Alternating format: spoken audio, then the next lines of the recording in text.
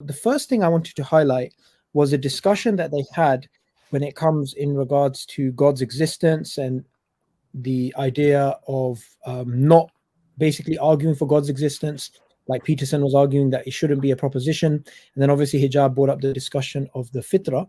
So I'm just going to play that clip.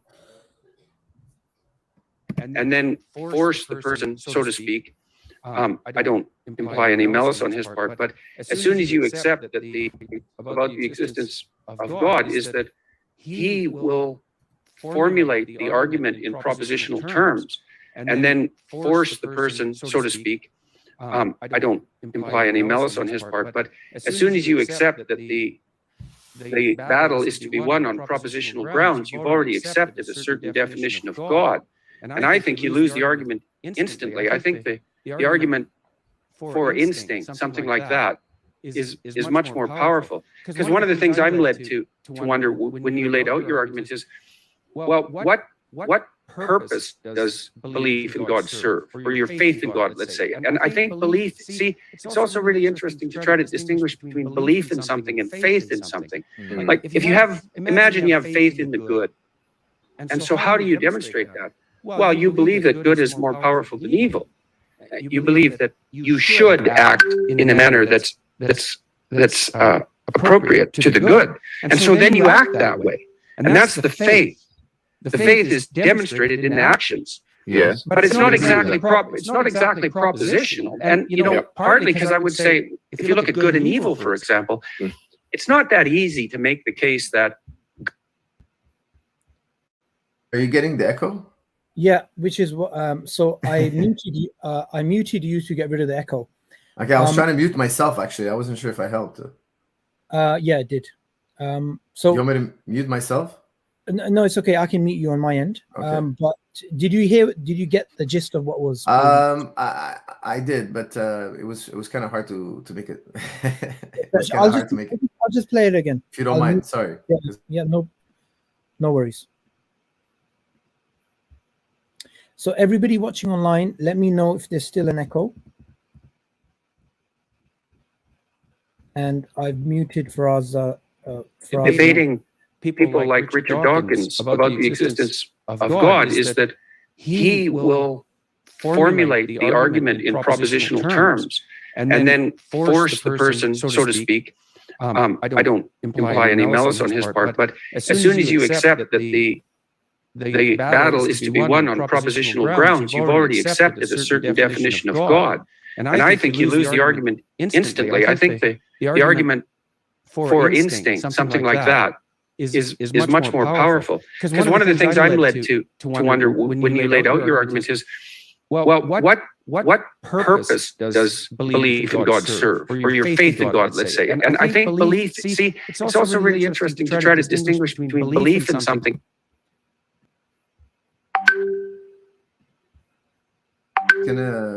Yeah, now before I couldn't hear you. Can you hear me now? Yep, I can hear you now. Yep. Yeah, I was just gonna kind of sum up what he's saying thus far. Sure. He's saying, look, should you argue for God in the following way? Like, should you make propositional logic? Like, for instance, proposition 1, everything in the universe has a cause. That's proposition 1. Proposition 2, the universe is a thing. Therefore, if proposition 1 is true and proposition 2 is true, everything in the universe has a cause. The universe is a thing. Therefore, the universe has a cause. Would you use that kind of logic to prove that God exists? Would you use that type of logic? Or would you say he said the word instinct, but I think what he meant was innate. Philosophers would say innate. It's inborn. I already know. I don't actually believe in God. I know God.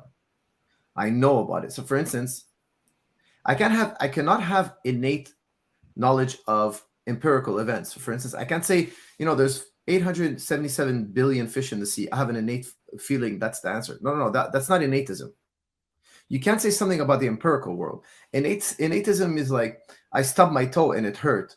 I don't need anybody to tell me if it hurt or not. I'm feeling it directly. Yes, I'm in pain. Even if even if you give me the most logical argument to tell me that I'm not in pain, I won't believe you. I'm feeling I'm feeling the sensation directly. I'm not using logic. I'm not using an interpreter. There's no mediation between me and the pain. I'm feeling it directly. That's what we mean when we say intuition. So he's saying, look, it's an innate belief or instinct, like he said. Isn't that more powerful? And he's correct. And this is actually, it's amazing, because this is what Islamic philosophers and theologians have said in the past.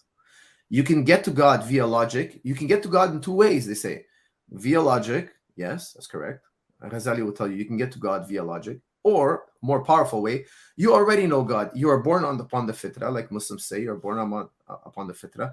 So anybody who gives you an argument, even if it seems convincing, but it leads you to atheism, you already know you're going to reject it via instinct. You're like, hey, wait a second. No, I know something.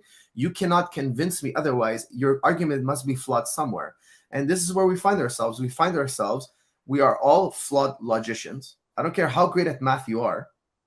You can make an error. You need another mathematician to come and verify you. And no matter how many mathematicians you get to verify you, there could always be the possibility of a mistake, an oversight or something, or principles of mathematics we haven't figured out or understood yet. Paradoxes of mathematics. There are PhDs in mathematics today. Today, they exist today, not just yesterday, a long time ago. No, today. They think that there's a certain number that's the highest number possible. There is no higher number. You cannot add +1. Yeah. When you ask them what that number is, they say, we don't know, but it can't be otherwise because the alternative is a paradox.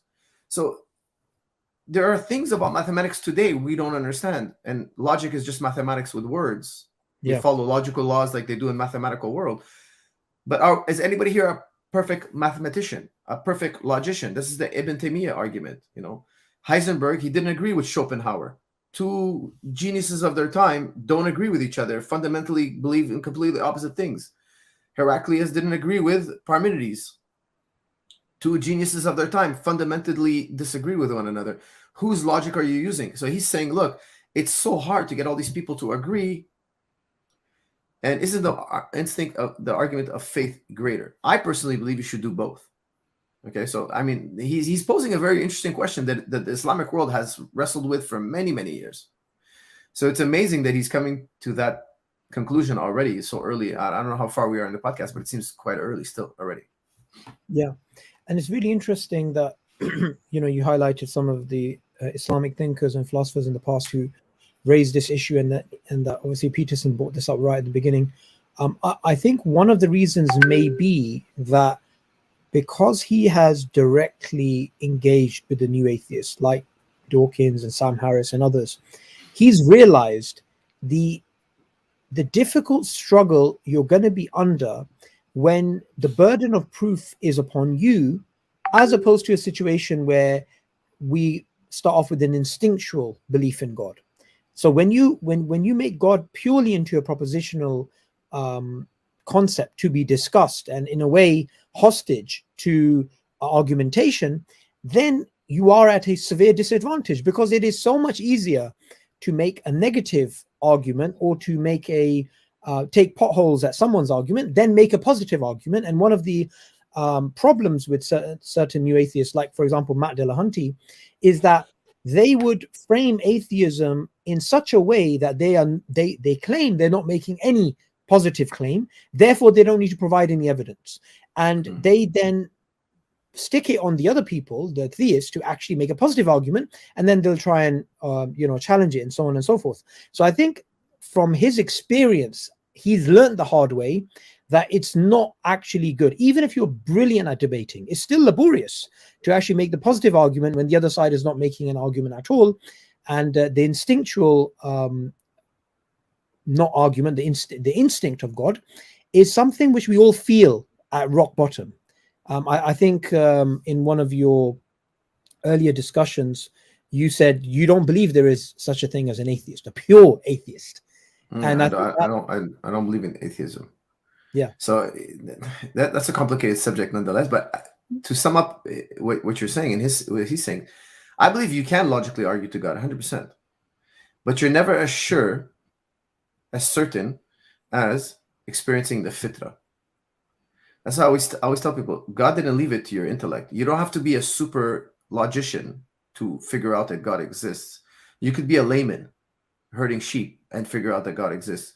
And it's not a question of IQ. However, the academics have their path to God. The layman has his path to God. The artist has his path to God. All roads lead to God. There are only two roads. There's nihilism or God. We've talked about this in the past. Ultimately speaking, there are only two possible paths. And we have, as human beings, we have the choice. We have the freedom and choice to do so. However, in my opinion, it's still very legitimate to argue propositionally for God.